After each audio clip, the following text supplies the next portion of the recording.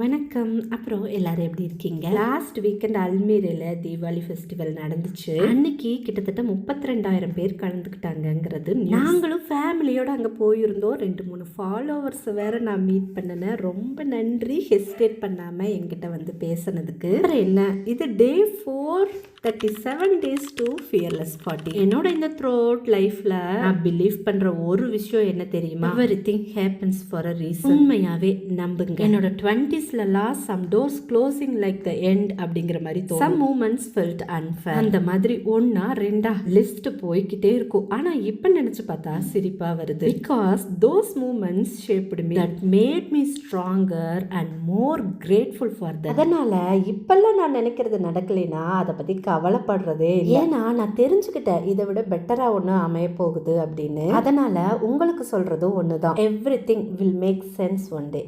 மீண்டும் பார்க்கலாம்.